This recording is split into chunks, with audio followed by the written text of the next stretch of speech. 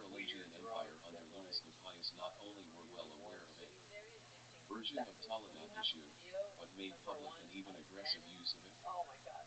Turning to It's the famous journalism. Strasbourg And then manuscript that they got figures so video prominently in is the world Rausleben Jesu, William Horbury locates the manuscript in an 18th a person century that has Galician an Karaite intellect milieu to and then proceeds to determine earlier stages the world wants to of the be text as presented in the Strasbourg Strasbourg copy. because they associate it with He having finds done good evidence that jobs. the schools. That's what people think Our Jews text are. must have been identical with texts because that were current primarily in because they France don't have and any other sigma. Spain in the 13th and 14th centuries and are now lost.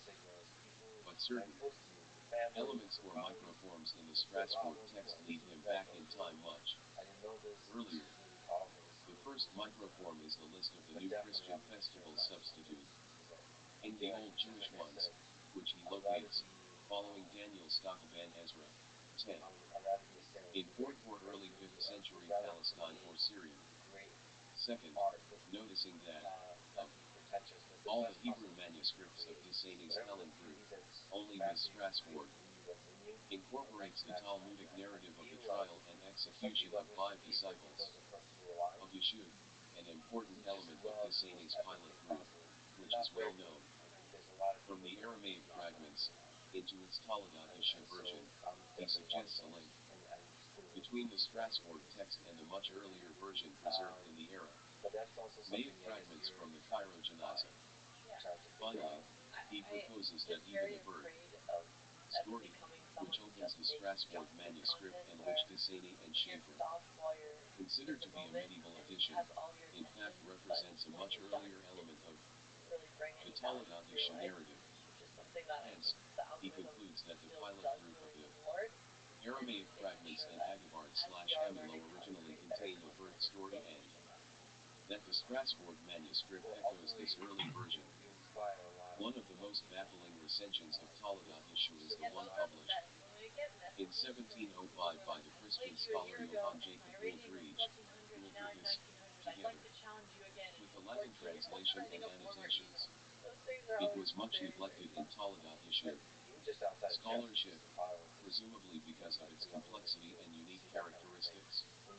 And Hadina Yafi deserves credit for again drawing our attention to it. Comparing the Wooldridge version with the other Toledat Yeshua versions, she argues that it combines some very early parts of the Toledat Yeshua tradition known from the earliest Hebrew manuscripts and even the Aramaic fragments with Hymen, Dibal and very late Slavic elements.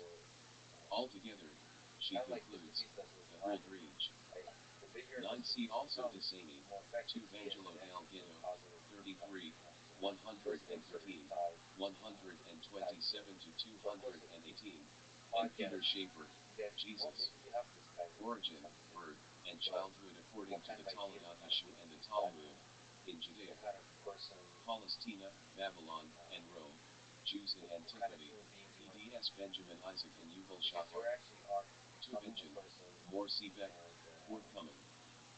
10 Daniel Stockban Ezra, an ancient list of Christian festivals in Toledat Yeshua, the limits. As indication for interaction, HTR 102, 2009 481 to 96. Introduction. 5.